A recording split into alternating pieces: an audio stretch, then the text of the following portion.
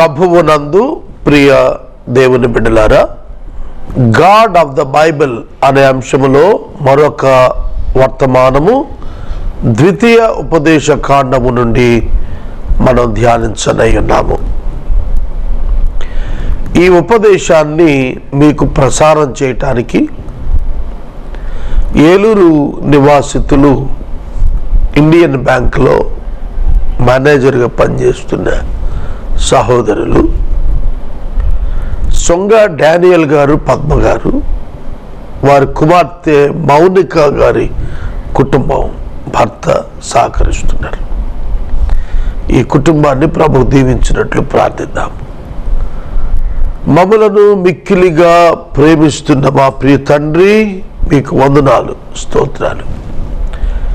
నేటి వాక్య ధ్యానము ద్వారా మాతో మాట్లాడమని ప్రార్థిస్తున్నాము. సొంగ డానియల్ గారు, పద్మ గారు, వారి కుమార్తె మౌనిక గారు, వారి భర్తను మీరు ఆశీర్వదించండి. వారి కుమారుడు, కోడలను, కుటుంబాన్ని కూడా దీవించండి. నేటి వాక్య ధ్యానము మాకు ఆశీర్వాదకరముగా అనుగ్రహించండి. యేసు నామమున ప్రార్థన చేస్తూ ఉన్నాము తండ్రి, ఆమేన్. ప్రియమైన దేవుని బిడ్డలారా, పరిశుద్ధ లేఖనము ద్వితీయ ఉపదేశ కాండము 10వ అధ్యాయము 15వ వచనము నుండి 22వ వచనము వరకు ఉన్న వాక్య భాగంలో నుండి కొన్ని మాటలు మీ కొరకు. బైబిల్ గ్రంథంలో దేవుడు ఎవరు? యేసుక్రీస్తు. పాత నిబంధనలో యేసుక్రీస్తు ప్రభువారు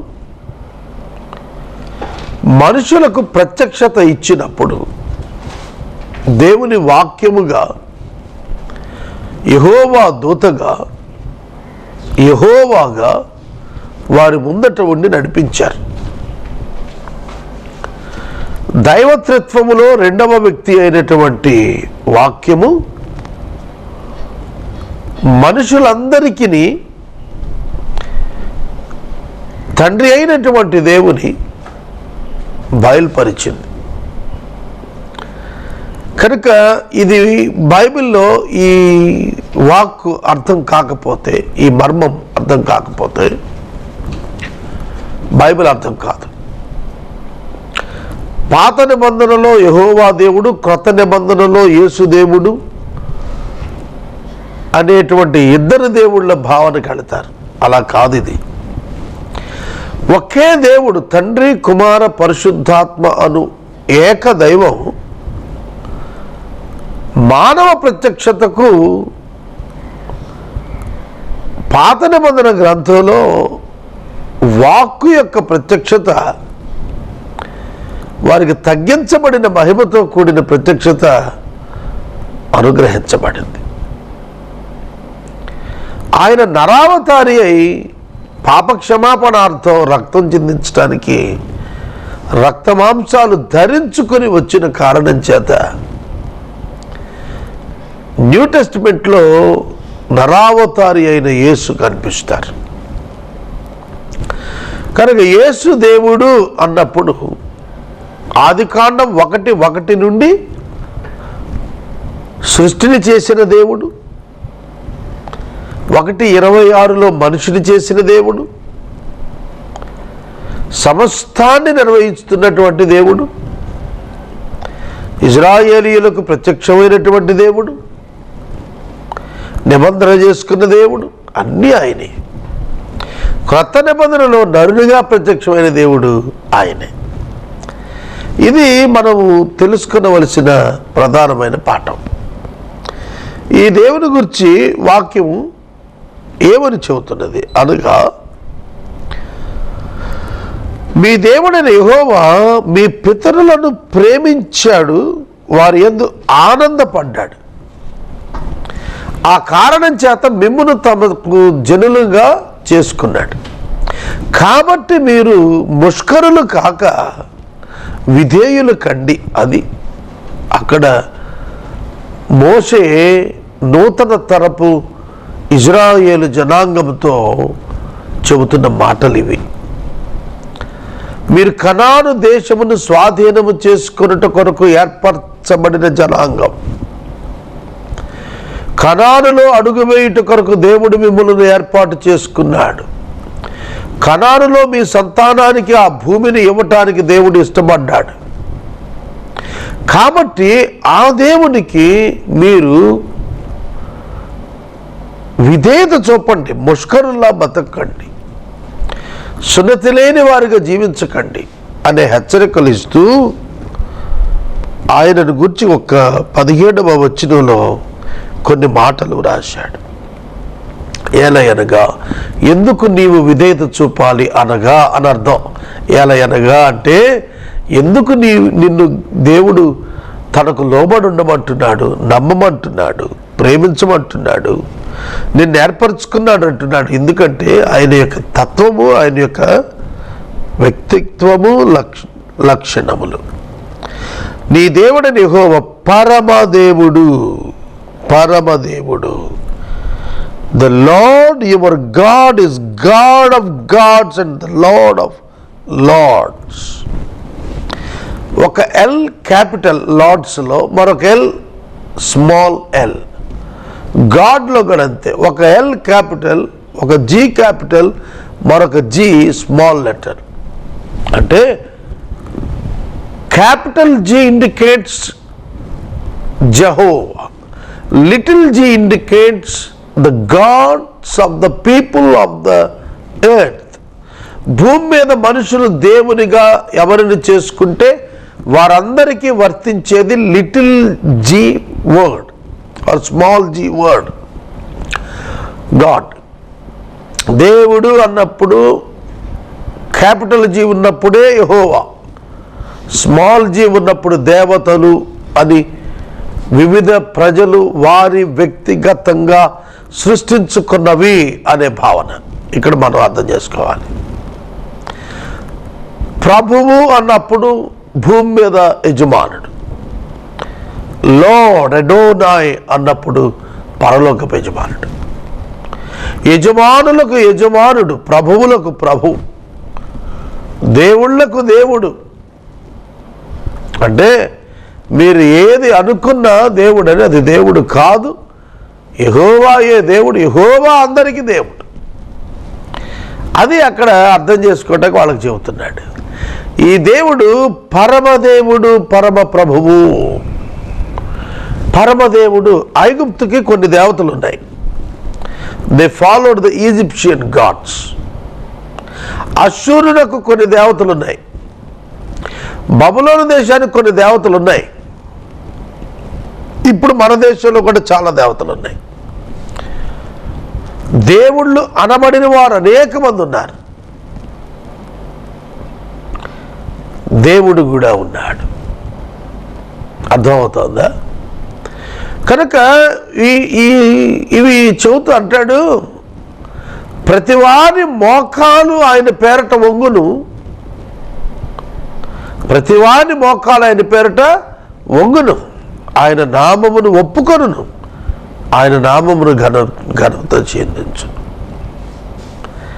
కనుక ఎవ్రీ టంగ్ షల్ కన్ఫెస్, ప్రతి నాలుక ఒప్పుకుంటుంది యేసే ప్రభు అని ప్రకటన గ్రంథం ఆధారంగా. నీవు కాదు ఒప్పుకునేది, నీవు దేవుడని ఎవరికి పేరు పెట్టావో వారు ఒప్పుకుంటారు. వారుంటే, if they are in the history. ఒకవేళ వారు ఫిక్షన్ అయితే చెప్పలేం.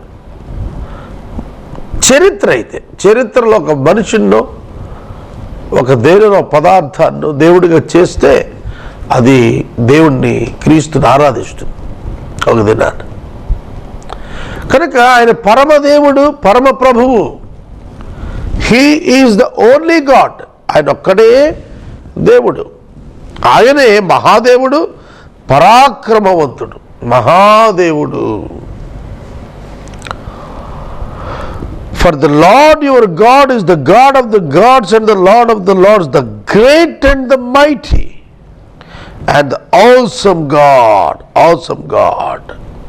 మహాదేవుడు, పరాక్రమవంతుడు, భయంకరుడైన దేవుడు, భయంకరుడైనటువంటి దేవుడు. ఆయన సీనాయి పర్వతము మీదకు దిగి వస్తానన్నప్పుడు, కారు మబ్బులలో ఆయన వచ్చినప్పుడు ఆయన యొక్క శబ్దానికి ఇజ్రాయేలీలు మొరపెట్టుకున్నారు, మోషే మేము ఆయన శబ్దం వినలేము, మేము చచ్చిపోతాం. ప్రభువే స్వయంగా చెప్పాడు, మీరు ఆ కొండ అంచును తాకితే చనిపోతారు. కనుక దేవుడు అంటే సామాన్యం కాదు. దేవుడు అంటే సామాన్యము కాదు. దేవుడు భయంకరమైనటువంటి వాడు. ఆయన తీర్పులు భయంకరమైనటువంటి తీర్పులు. ఆయన లోకములకు జరిగించేటువంటిది భయంకరమైనది. ఆయన ఉగ్రతను చూపినప్పుడు భయంకరుడిగా కనిపిస్తాడు. ఆయన తన సృష్టిని కనపరిచినప్పుడు మహాదేవుడిగా, ప్రభావవంతుడిగా కనిపిస్తున్నాడు. ఆయన మనుషులను పరిపాలిస్తున్నప్పుడు పరమ ప్రభువుగా, ఇశ్రాయేలీయులను కాపాడుతున్నప్పుడు పరాక్రమవంతుడుగా, సైన్యములకు అధిపతి యెహోవాగా కనిపిస్తున్నాడు. ఆయన యొక్క గొప్పదనం ఏమిటంటే ఆయన నరుల ముఖమును లక్ష్య పెట్టని వాడు. He is not partial and takes no bribe. He is not partial. ఆయన పక్షపాతి కాడు, ఆయన పక్షపాతి కాడు. అండ్ టేక్స్ నో బ్రైబ్, ఏ విధమైన లంచము తీసుకునేవాడు కాడు. అంటే ఆయన ప్రలోభాలకు లోను కాడు, మొక్కుబళ్లకు లోను కాడు, అర్పణలకు లోనైపోడు, స్తుతియాగాలకు బెండ్ అయిపోడు, ఫ్లాటరింగ్ పొగడ్తలకు పడిపోడు. నాట్ లైక్ అస్, మనలా కాదు ఆయన. We are human beings. మన మనుషులు పతనమైన మనుషులు. ఆయన అలా కాదు. ఆయన మాట అవునంటే అవునని ఉంటుంది, కాదంటే కాదని ఉంటుంది. ఆయన తానేమై ఉన్నాడో దానిని బట్టి చేస్తాడు తప్ప మనమేమై ఉన్నామో, పరిస్థితులు ఏమై ఉన్నాయో దాన్ని బట్టి ముగించేవాడు కాడు. ఆయన శక్తి అపారం. ఆయన శక్తి అపారమైనటువంటి శక్తి. ఆయన లంచము పుచ్చుకునేవాడు కాడు. నువ్వు ఆయన మరులు కలపలేవు. చూడండి, దేవుడు తానేం చేయాలనుకుంటే అది చేస్తాడు తప్ప నువ్వేం చేయాలని చెప్పి ఆయన అడుగుతున్నావు అది కాదు. You can't please your God by giving something to him. దేవునికి ఏదో నువ్వు కొంత ఇవ్వటం ద్వారా దేవుడిని సంతోషపెడతాడు అనుకుంటే పొరపాటు. God never pleases by your offertory. నీ కానుకలతో, నీ గిఫ్ట్స్తో నువ్వు దేవుడిని సంతోషపరచలేవు. నీ ఒబీడియన్స్తో, నీ క్యారెక్టర్తో, నీ ఇంటెగ్రిటీతో ఆయన సంతోషపడేవాడే తప్ప నీవు ఆయనకి సమర్పించేటువంటి బంగారము, వెండి, నగదు, వస్త్రములకు పొంగిపోయేవాడు కాడు. He doesn't need gold. He doesn't need silver. He doesn't need clothes. He doesn't need position. Whatever he likes and whatever he needs righteousness. ఆయనకి నీతి కావాలి, నీ డబ్బు కాదు. ఆయనకి పరిశుద్ధత కావాలి,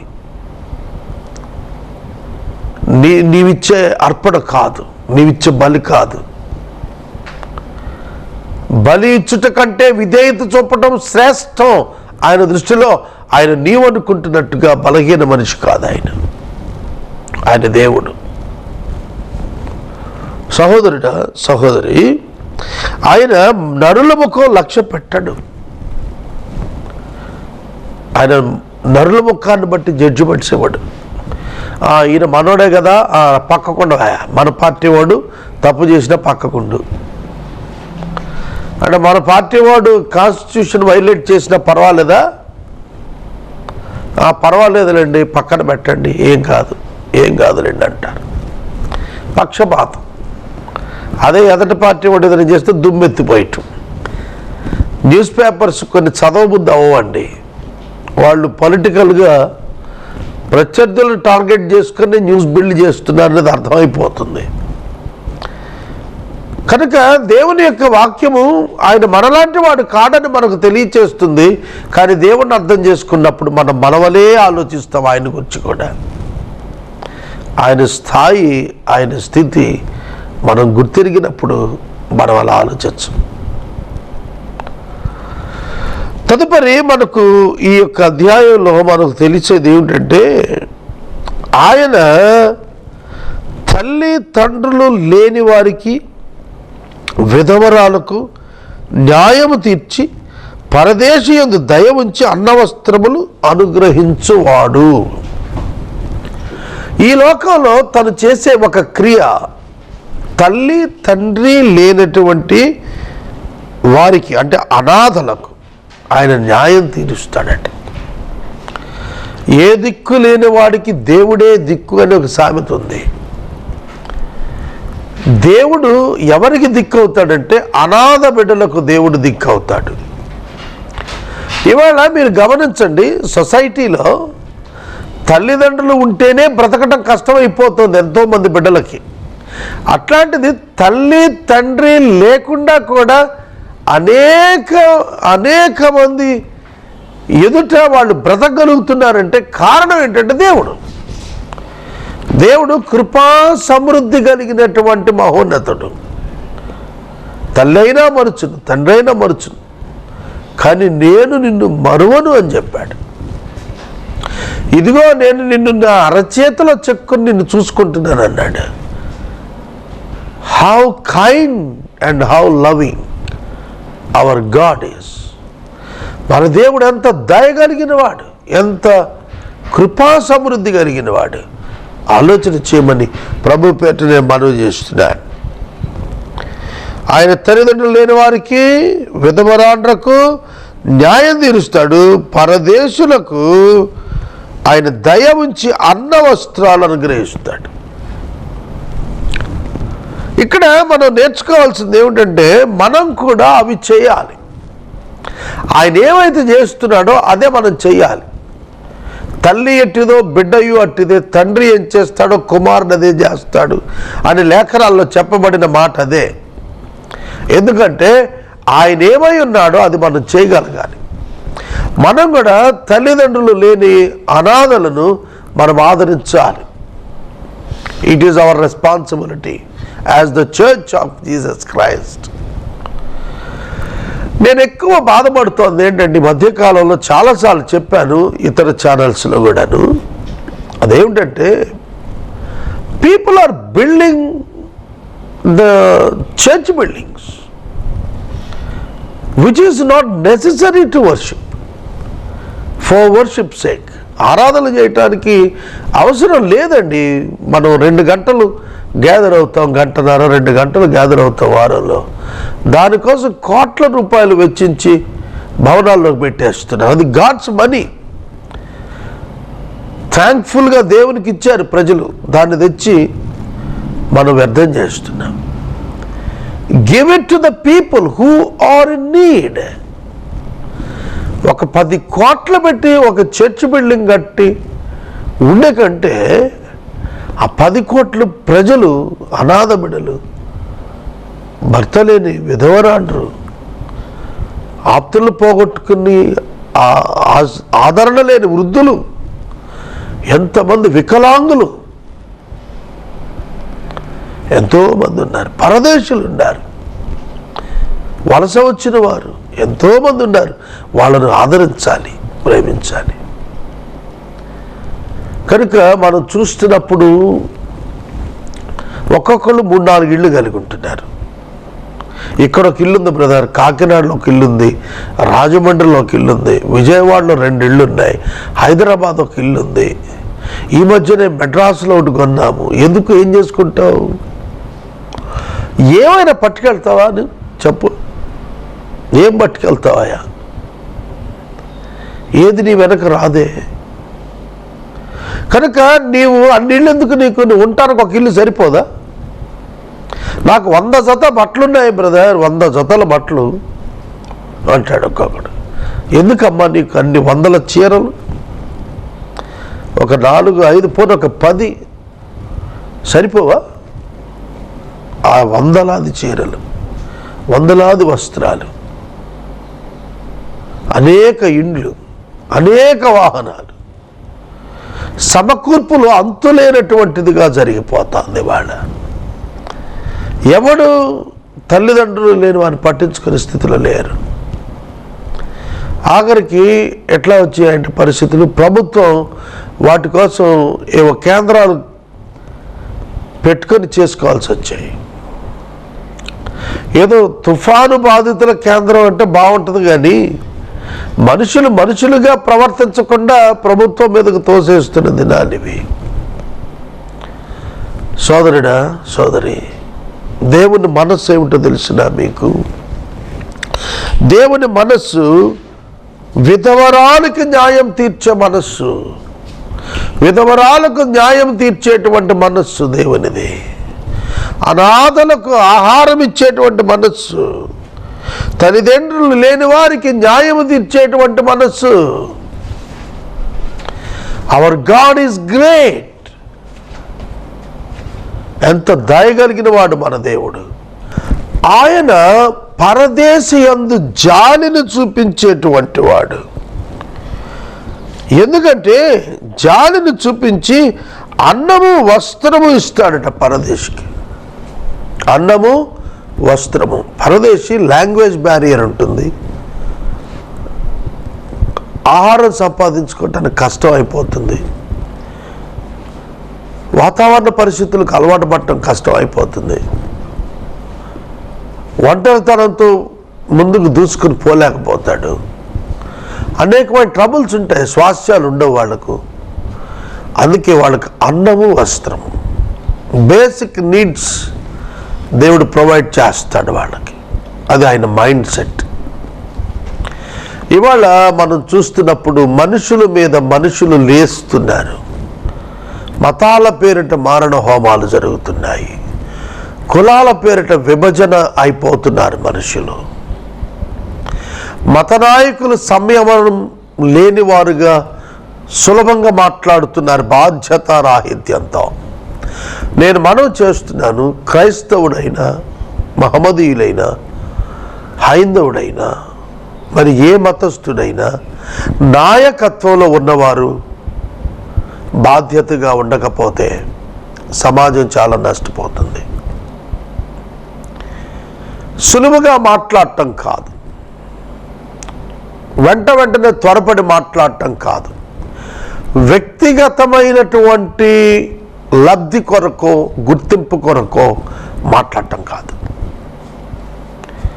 సమాజంలో ఒక హార్మనీ ఉంది, దాన్ని భంగము చేసేటట్టుగా మాట్లాడటం కాదు. కాబట్టి నేను మనవి చేస్తున్నాను, if you love your neighbour, నువ్వు ఇలాంటి పనులు చేయలేవు. నీవు పొరుగు వాడు ప్రేమిస్తే ఇలాంటి పనులు చేయలేవు. ఒక మనిషిని మనిషిగా గుర్తించండి, కులంతోనో మతంతోనో ముడిపెట్టి గుర్తించద్దు. ఇతను చదువుకున్నాడు, గౌరవించండి. ఇతడు డబ్బు గలవాడు, గౌరవించండి. ఇతడు అగ్రకులస్తుడో, గౌరవించండి. ఏదో ఒకటి ఒక వ్యక్తికి ఆపాదించి చేస్తున్నారు. అట్లా కాదు. ఇతడు ఒక తోటి సాటి మానవుడు, గౌరవించుదాం, ప్రేమిద్దాం. అది కాన్సెప్ట్. అప్పుడు నీవు క్రీస్తు బిడ్డముగా ఉండగలుగుతావు. ప్రభువు బిడ్డలు కులము, భేదముల ఆధారితమైనటువంటి ప్రవర్తన కనపరిచినప్పుడు వాడు క్రైస్తవుడు కాడు. పరదేశుల పట్ల జాలి, విధవరాండ్ర పట్ల న్యాయము, అనాథల పట్ల కరుణ, ఇవి దేవుడు కోరుకుంటున్నాడు. అవి ఆయన చేస్తాడు. మనం చేస్తే మళ్ళీ దీవిస్తాడు. ఆయనకు భయపడి ఆయన సేవించి ఆయన హత్తుకొని ఉంటానని ప్రమాణం చేయాలి. ఆయనకు భయపడి ఆయన సేవించి ఆయన హత్తుకొని ఆయన ప్రేమించి ఆయనతో ప్రమాణము చేయాలి. ప్రమాణము కవెనెంట్. ఎప్పుడైతే నీవు ఆ విధంగా దేవునితో ఉంటావో దేవుడు నీతో ఉండి నిన్ను ఆనందింపజేస్తాడు. You can experience the God in your life. You can experience the salvation in your life. You can experience the blessing in your life. ప్రార్థన చేస్తాను. నేటి వాక్య ఉపదేశమునకు సహకారము ఏలూరు నివాసితులు శ్రీ సొంగ డానియల్ గారు, పద్మ గారు, కుమార్తె మౌనిక గారు, వారి కుటుంబం సహకరిస్తున్నారు. ప్రార్థన. మమ్మల్ని మిక్కిలిగా ప్రేమిస్తున్న మా తండ్రి, వందనాలు, స్తోత్రాలు. నేటి వాక్య ధ్యానము ద్వారా మాతో మాట్లాడినందుకు కృతజ్ఞతలు. మీరెటువంటి ప్రేమ, కనికరము, జాలి గల దేవుడు నేర్చుకున్నాము. మీ నిబద్ధత గొప్పది ప్రభు. మిమ్మల్ని తెలుసుకోవటం ఆనందం. మీ దాసులు ఎపిసోడ్ సహకారం ఇచ్చిన బిడ్డలను దీవించండి. నూతన సహకారం లేవనెత్తండి. వాగ్దానం చేసిన వారు తొలగిపోతున్నారు ప్రభు. పరిచర్యలో నీతో వాగ్దానం చేసి వెనక్కి వెళ్ళిపోతున్న సహోదరులు, సహోదరుల కొరకు ప్రార్థిస్తున్నాం. వారు నిన్ను హత్తుకున్నట్టుకు తిరిగి సహాయం చేయము. అనేకులు ఆర్థిక సహకారాన్ని ఇవ్వండి.